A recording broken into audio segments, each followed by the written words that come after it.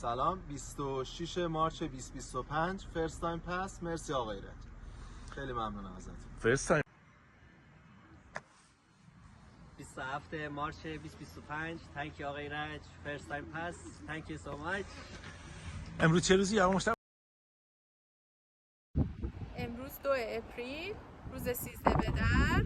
اولین بار امتحانمو پاس شدم. تشکر میکنم از زهرا خانم UK7. خیلی برام زحمت. 7 of April 2025 first time pass. امروز چه روزیه؟ یه بار دیگه بگو. امروز 14 اپریل فرست تایم پس به کمک آقای ایرج در شرکتشون UK7. امروز 23 آپریل 2025 و اینکه پاس کردم بالاخره و متشکرم. امروز 25 اپریل 2025 هستش و من با کمک عمو ایرج و کمپانی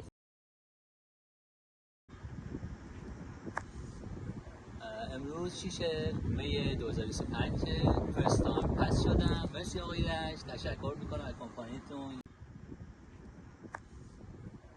امروز 6 می 2025 فرست تایم پس شدم. مرسی آقای رج. تشکر میکنم از کمپانیتون.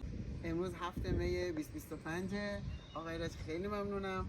فرست تایم قبول شدم. متشکرم از زحماتتون. خیلی خوب به من آموزش دادید. دمتون گرم. سلام دوستان، خیلی ممنون از آقای رج و خانومش که واسه پاس کردن دراوینگ لایسنس خیلی زحمت کشیدن، کمکم کردن. امروز هفتم می.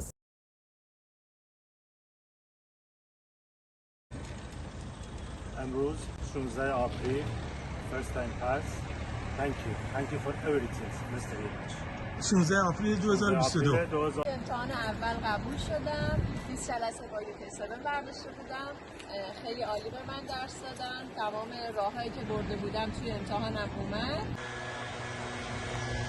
12 جنوری 2023.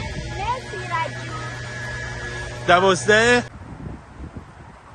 July 1st, 8 a.m. in the morning and first time passed. 1st of July 2022. 2020.